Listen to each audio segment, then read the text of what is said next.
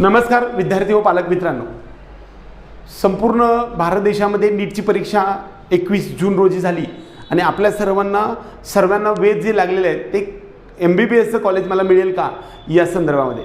आणि यासाठी आज आपण ऑल इंडिया कोट्यामध्ये ओपन EWS OBC SC आणि ST या category wise all India rank आपल्याला किती असेल आणि स्कोअर किती असेल तर याच्या संदर्भात एक्सपेक्टेड कट ऑफ आम्ही सांगण्याचा प्रयत्न करणार आहे। आणि हा तुम्ही याच्यावरून तुम्हाला सर्वसाधारणपणे आपल्याला किती मार्क्सला ऑल इंडिया कोट्यामधून म्हणजेच MCC पहिल्यांदा आता रिझल्ट लागेल। खरं तर इथून पुढे प्रोसेस कशी राहील बघा, एक तर आत्ता एक्झाम झाले त्यानंतर हे सगळे पेपर स्कॅनिंग होतील, त्यानंतर कॉम्प्युटर रीड होईल आणि त्यानंतर OMR रीडिंग झाल्यानंतर तुम्हाला ऑफिशियल आन्सर की येईल, रेकॉर्डेड रिस्पॉन्सेस पण येतील आणि त्यानंतर रिझल्ट डिक्लेअर होईल आणि रिझल्टवरती तुम्हाला तुमचा all India rank, application number, roll number आणि तुमचा कॅटेगरी रँक आणि स्कोअर आणि पर्सेंटाईल ह्या सगळ्या गोष्टी येणार आहेत। त्यामुळं तोपर्यंत आपल्या सर्वांना हा जो कट ऑफ कशा स्वरूपात राहील या संदर्भात पाहत असताना 2022 पासून ते 2026 पर्यंत आपल्याला एक्सपेक्टेड कट ऑफ कसा राहील या संदर्भात आज आपण कॅटेगरी वाईज पाहूया। हा जनरल म्हणजेच आपण ओपन कॅटेगरी म्हणून आहे। ओपन कॅटेगरीसाठी ऑल इंडिया रँक 2022 मध्ये 22,706 आणि 596 होता।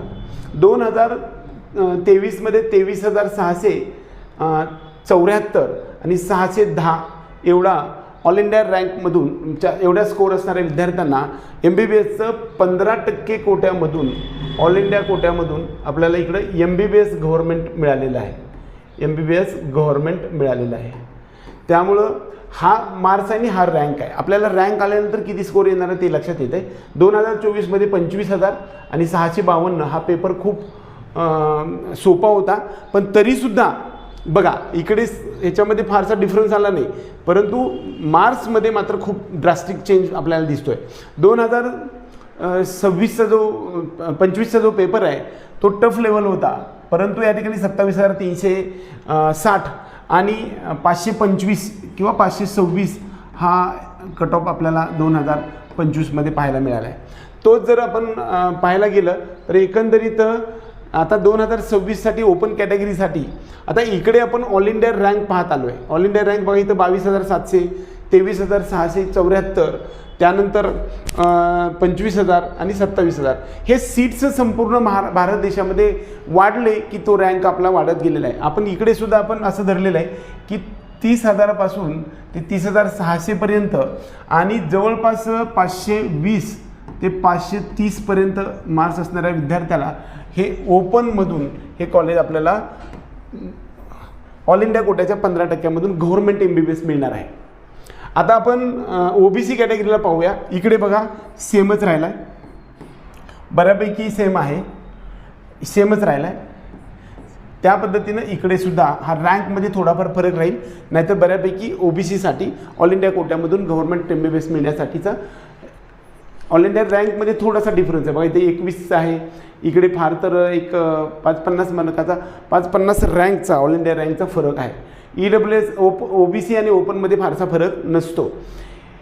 EWS या कॅटेगरीसाठी इकडे थोडासा 1,000चा फरक आहे आणि मार्क्समध्ये 1 मार्काचा आहे, इकडे 3 मार्काचा फरक आहे आणि इकडे सुद्धा आपल्याला जवळपास इथे 3 मार्काचा आहे आणि या ठिकाणी इथे 4 मार्काचा डिफरन्स आहे।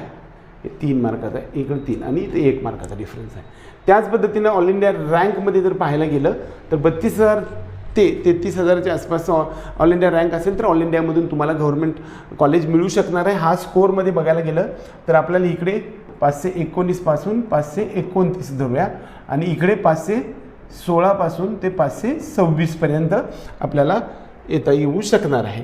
त्यानंतर पुढची कॅटेगरी जर आपण पाहायला गेलं तर SC कॅटेगरीमध्ये SC कॅटेगरीचं जे आहे ते आपण SC कॅटेगरीसाठीचा रँकमध्ये सुद्धा 2022 पासून ते 1,22,444, 1,29,000, 1,39,000, 1,39,000 तर 1,42,000 ते 1,47,000 पर्यंत एक्सपेक्टेड आपल्याला हा जो एक्सपेक्टेड जो आहे तो 2026मध्ये रँक असेल तर ऑल इंडियामधून गव्हर्नमेंट MBBS मिळू शकणार आहे. स्कोअरमध्ये बघा हा 454, 480, 549 या ठिकाणी पेपर सोपा होता, 439 आणि आपल्याला इकडे मात्र 435च्या आसपास असेल मार्क असतील तर ऑल इंडियामधून आपल्याला गव्हर्नमेंट MBBS मिळू शकते. ST कॅटेगरीसाठी जवळपास 1.5 लाख, 1,69,000, 1,68,000, 1,64,000, 1,68,000 ते 1,72,000 ST कॅटेगरीच्या विद्यार्थ्यांना ऑल इंडियामधून मिळू शकणार आहे. स्कोअरमध्ये 423, 445, 526 इकडे बघा सोपा पेपर होता आणि 425 इकडे आपल्याला 420 ते 425 असणाऱ्या स्कोअर असणाऱ्या स्टुडंटला हे ऑल इंडियामधून ST कॅटेगरीमधून आपल्याला MBBS मिळणार आहे. एकंदरीत ऑल इंडिया रँक एक्सपेक्टेड जो आहे तो, त्याचबरोबर आपल्या सर्वांना जे काही कॅटेगरी वाईज कट ऑफ सांगण्याचा जो प्रयत्न केला, हा व्हिडिओ आवडला तर व्हिडिओला लाईक करा. त्याचबरोबर आपला महाराष्ट्र राज्यामधला सुद्धा कट ऑफ आम्ही पुढील व्हिडिओमध्ये सांगणार आहे. त्यासाठी आपल्या चॅनलला सबस्क्राईब करून बेल आयकॉन दाबा. आपल्या पेड काउन्सिलिंग प्रोग्रामसाठी सुद्धा तुम्ही या नंबरवरती आपल्याला संपर्क करू शकता. या सर्व गोष्टी आम्ही सांगण्याचा प्रयत्न केलेला आहे. जय हिंद, जय महाराष्ट्र.